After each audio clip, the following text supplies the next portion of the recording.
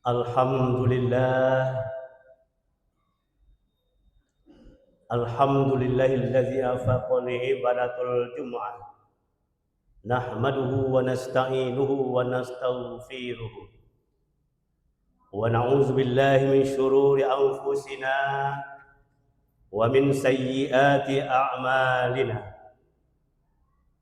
Man yahdihillahu fala mudilla lahu wa man yudlilhu fala hadiya lahu. Ashhadu an la ilaha illallah wahdahu la syarika lah wa ashhadu anna Muhammadan abduhu wa rasuluh sallallahu alaihi wasallam la nabiyya ba'da. Allahumma fasalli wa sallim ala Muhammad wa ala alihi wa sahbihi ajma'in.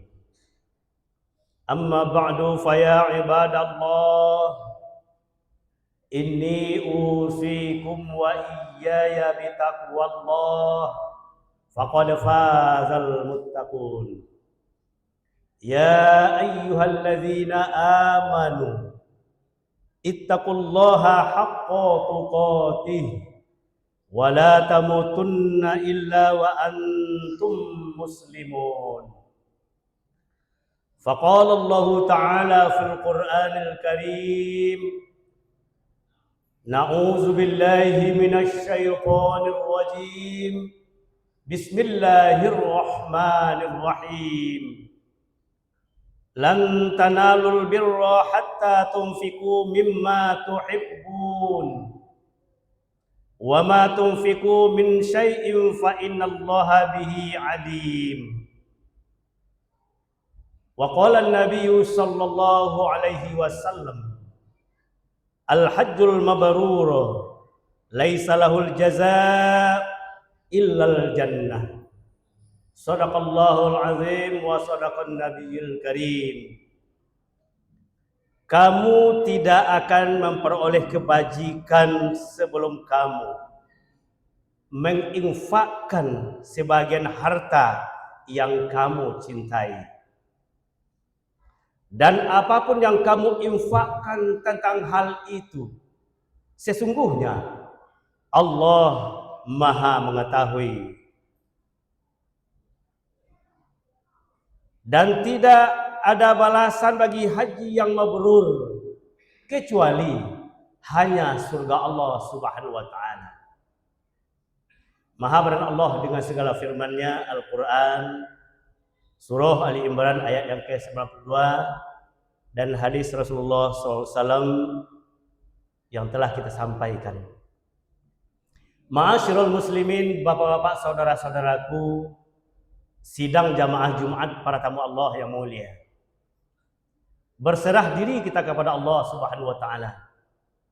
Dan kembali kita memperbaharui ungkapan syukur kita atas keberbagai nikmat, rahmat dan karunia Allah berupa kekuatan, kesempatan dan yang paling istimewa kesehatan yang sangat memuaskan.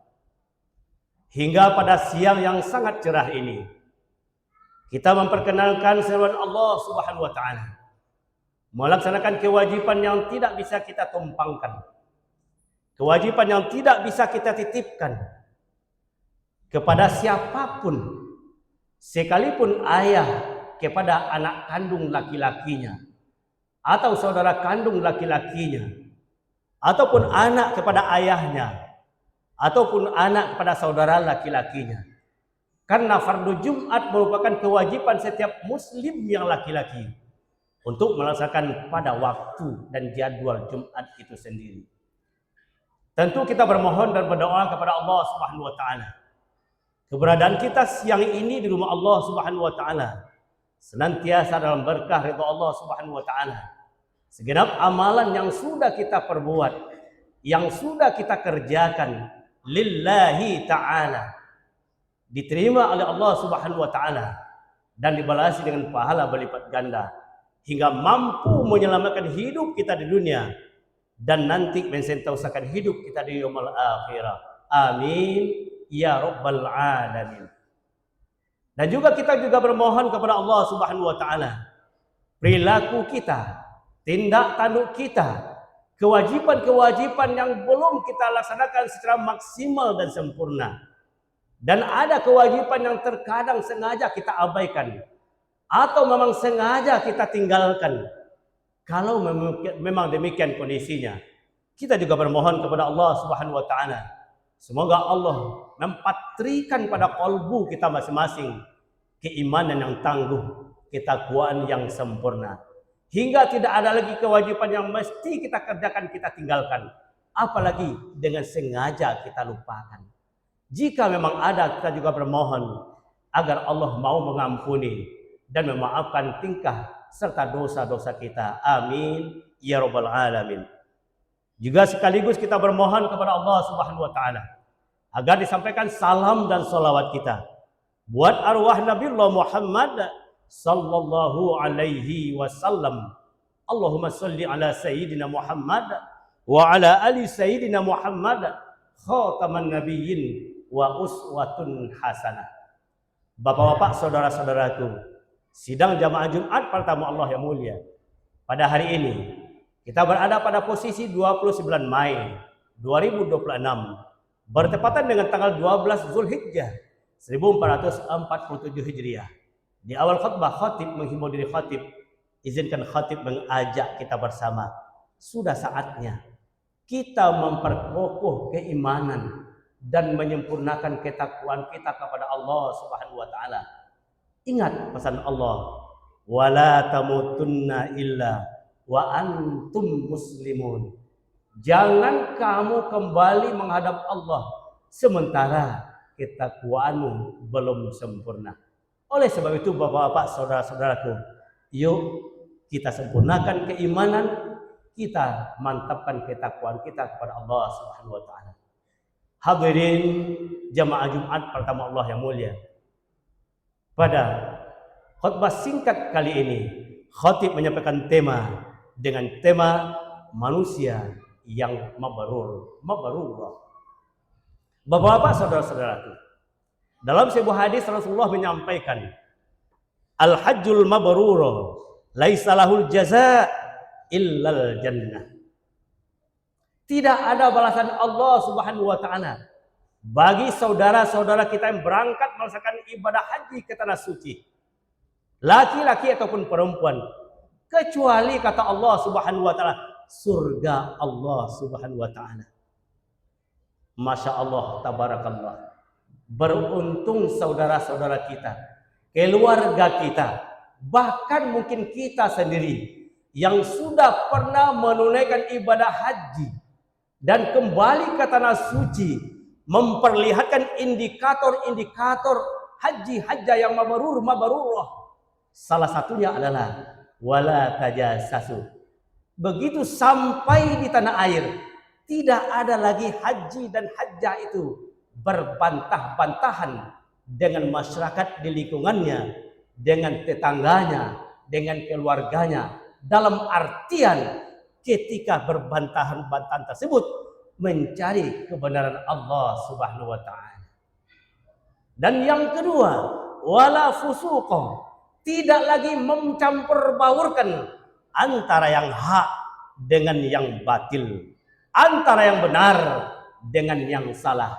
Terakhir, wala jidala, tidak lagi ada perkataannya keluar dari bibir dan mulutnya, perkataan yang kotor, perkataan yang jijik, perkataan yang dibenci oleh Allah Subhanahu wa taala. Ketika tiga indikator ini sudah terlaksana bagi pelaku-pelaku yang sudah melaksanakan ibadah haji dan hajjah, tentu jadi tanda tanya besar buat kita. Dan bagi si pelaku yang sudah pernah melakukan ibadah haji, kalaupun ini masih ada pada dirinya, wala tajassasu, wala fusuqa, wala jidalu, maka perlu diintrospeksi dan diperbaiki. Perkataan yang muncul pada bibir dan lidahnya, nasihat dan fatwa. Ungkapannya menyenangkan hati, pembicaraannya menyejukkan perasaan. Ini indikator haji dan hajjah yang mabrurah. Maka oleh sebab itu Nabi ungkapkan, enggak ada balasan lain daripada Allah kecuali surga Allah Subhanahu wa taala. Bapak-bapak, saudara-saudaraku, tentu kita sebagai manusia yang belum istitoah untuk mengerjakan ibadah haji, kita juga bertanya, kalau begitu sangat beruntung mereka yang sudah istitoah. Haji hajjah mabrur, surga balasannya. Namun kita yang tidak beruntung belum dapat kesempatan karena belum istitoah. Apakah ada indikator manusia mabrur? Maka Allah jawab dalam Al-Quran surah Ali Imran ayat 92. Lan tanalul birra hatta tunfiqu mimma tuhibbun wa ma tunfiqu min syai'in fa innallaha bihi alim. Kamu tidak akan memperoleh kebajikan sebelum kamu menginfakkan, menafkahkan sebagian harta yang kamu cintai, harta yang kamu sayangi. Dan apapun yang kamu infakkan tentang hal itu, sesungguhnya Allah Maha mengetahui. Bapak-bapak, saudara-saudaraku, kita mungkin tidak istitoah untuk mengerjakan haji. Namun manusia mabrur masih ada indikatornya. Kata Allah dalam ayat ini, ketika kita menginfakkan sebagian harta yang Allah titipkan kepada kita di jalan Allah dengan harta yang baik, harta yang kita sayangi, harta yang kita cintai, disitulah posisi kita sebagai manusia yang tidak istitoah tapi mampu mengeluarkan harta terbaik kita untuk jalan Allah Subhanahu wa taala. Salah satu upayanya adalah ketika datang bulan Zulhijjah, kita yang tidak istitoah ikut menafkahkan sebagian harta kita untuk ibadah korban. Bapak-bapak, saudara-saudaraku, ada dua contoh sosok manusia yang oleh Allah digambarkan dalam Al-Quran. Yang mana salah satunya adalah menafkahkan harta terbaiknya untuk korbannya kepada Allah. Dan satu lainnya menafkahkan harta terburuknya untuk korban di sisi Allah Subhanahu wa taala. Namun yang diterima oleh Allah Subhanahu wa taala sesuai dengan ayat ini, yaitu si Habil yang harta terbaiknya ketika dia menginginkan sesuatu lalu butuh pengorbanan untuk mendapatkannya, Allah perintahkan untuk berkorban. Si Habil, manusia mulia di sisi Allah, menginfakkan, menafkahkan, mengorbankan buah-buah segar terbaiknya dari penghasilan kebun sendiri, diinfakkan, diwakafkan ataupun dikorbankan untuk korbannya kepada Allah Subhanahu wa taala. Namun Habil sebaliknya, dia menafkahkan hartanya, mengeluarkan hartanya, menyisihkan harta terburuknya dari buah-buah yang tidak lagi bisa dimakan secara baik, tidak lagi bisa bermanfaat bagi orang banyak. Nyata-nyata Habil ditolak korbannya oleh Allah Subhanahu wa taala. Bapak-bapak, saudara-saudaraku, kita baru saja sebahagian sudah melaksanakan ibadah korban. Kenapa? Karena kita takut dengan ancaman Allah Subhanahu wa taala. Takut dengan ancaman Rasulullah sallallahu alaihi wasallam. Apa kata Nabi? Man wajada sa'atan falam yudahi yaqrabanna musallana. Siapa-siapa di antara umatku sanggup berkorban namun dia tidak mau berkorban, enggan, kikir, pelit, maka kata Rasulullah, jangan mendekat ke tempat sholatku. Artinya perkataan jangan mendekat ke tempat sholatku, Nabi mengakui ini bukan umatku. Dia sanggup berkorban, uangnya banyak, hartanya melimpah, tapi karena kikir, pelit, tidak mau berbagi, enggak mau berkorban, musallana, la musallana, jangan mendekat ke tempat sholatku, kata Nabi.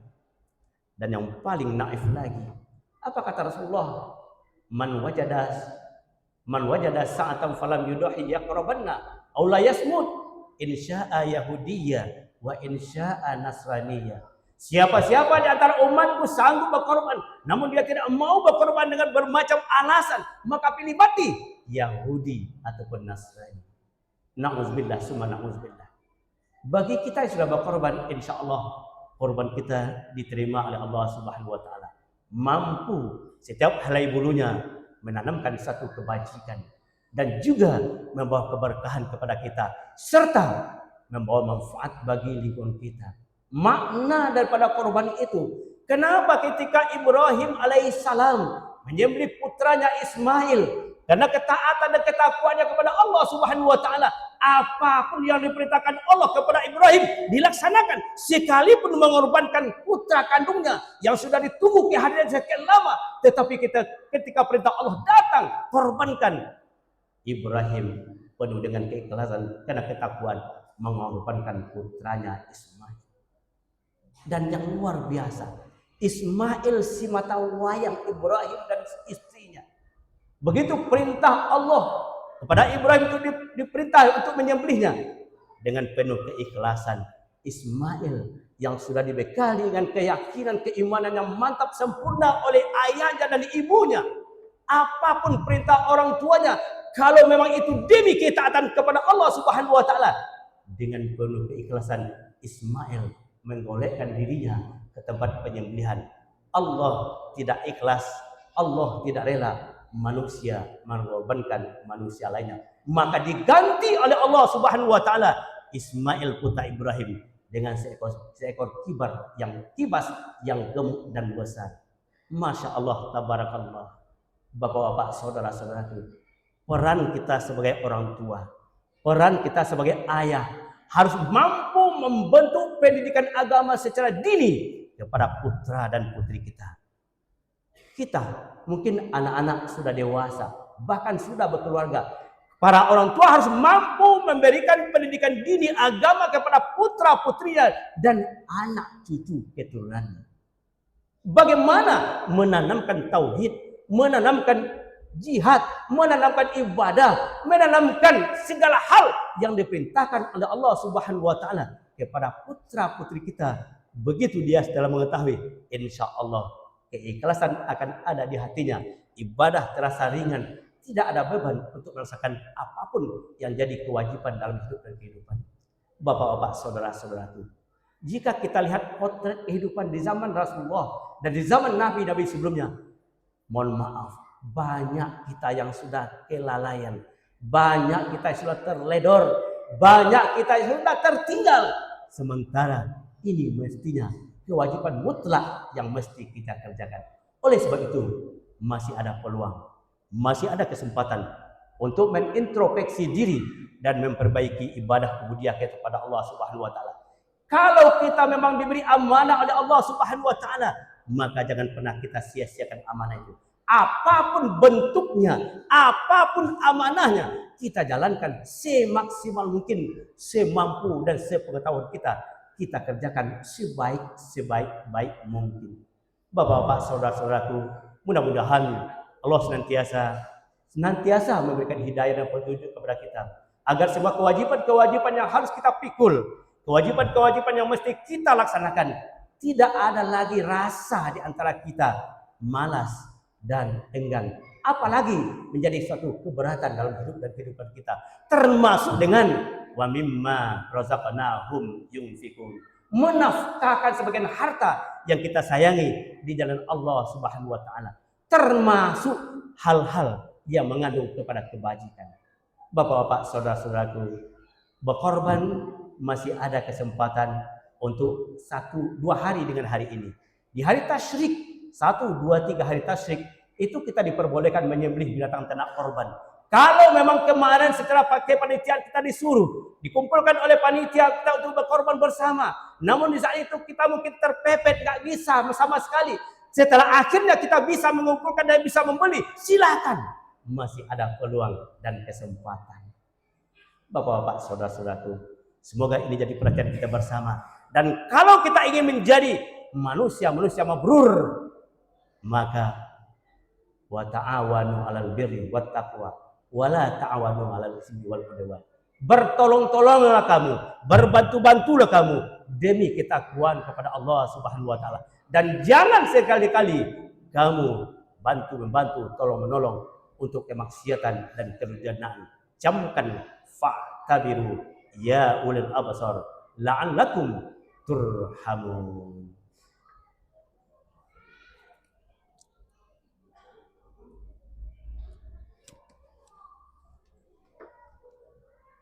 Alhamdulillahilladzi hamdan katsiran kama amar. Asyhadu an la ilaha illallah wahdahu la syarika lah. Wa asyhadu anna Muhammadan 'abduhu wa rasuluhu. Sallallahu alaihi wasallam la nabiyya ba'da. Allahumma shalli wa sallim ala Muhammad wa ala alihi wa sahbihi ajma'in. Amma ba'du fa ya ibadallah, usikum wa iyaya bitaqwallah faqad fazal muttaqun. Wa qala Allah ta'ala fil Qur'anil Karim, na'udzu billahi minasy syaithanir rajim. Bismillahirrahmanirrahim. In ahsantum ahsantum li anfusikum wa in asa'tum falaha. Ketahuilah oleh wahai manusia, tiap-tiap kebajikan yang kamu perbuat, niscaya kebajikan itu untuk dirimu sendiri. Wa in asa'tum falaha. Begitu sebaliknya. Tiap-tiap kejahatan, kedurjanaan, keingkaran yang kamu kerjakan, niscaya hasilnya pun untuk dirimu sendiri. Innallaha wa malaikatahu yusholluna 'alan nabi. Ya ayyuhalladzina amanu shallu 'alaihi wa sallimu taslima. Allahumma shalli 'ala Muhammad wa 'ala ali Muhammad. Kama shallaita 'ala Ibrahim wa 'ala ali Ibrahim. Wa barik 'ala Muhammad wa 'ala ali Muhammad. Kama barakta 'ala Ibrahim wa 'ala ali Ibrahim fil 'alamin innaka Hamidum Majid. Allahumma ighfir lil muslimina wal muslimat wal mu'minina wal mu'minat al ahya'i minhum wal amwat. Innaka sami'un qaribun mujibud da'wat wa ya qadiyal hajat. Allahumma ighfir lana ya Allah. Allahumma ighfir lana dzunubana wa liwalidina warhamhum kama rabbawna shighara. Rabbana zalamna anfusana wa illam taghfir lana wa tarhamna lanakunanna minal khasirin. Rabbana la tuzigh qulubana ba'da idh hadaitana wa hab lana min ladunka rahmah innaka antal wahhab. Allahumma iftah lana ya fattah abwaaba sihah wa abwaaba quwwah wa abwaaba salamah wa abwaaba rahmah wa abwaaba ni'mah wa abwaaba barakah wa abwaaba maghfirah wa abwaaba rizqiha halalan thayyiban. Rabbana atina fid dunya hasanah wa fil akhirati hasanah wa qina adzabad dunya wa qina adzabal qubur wa qina adzabal mahsyar wa qina adzaban nar. Ibadallah, innallaha ya'muru bil 'adli wal ihsan wa ita'i dzil qurba wa yanha 'anil fahsya'i wal munkari wal baghi ya'izukum la'allakum tadhakkarun. Fala zikrullahi akbar. Aqimus shalah.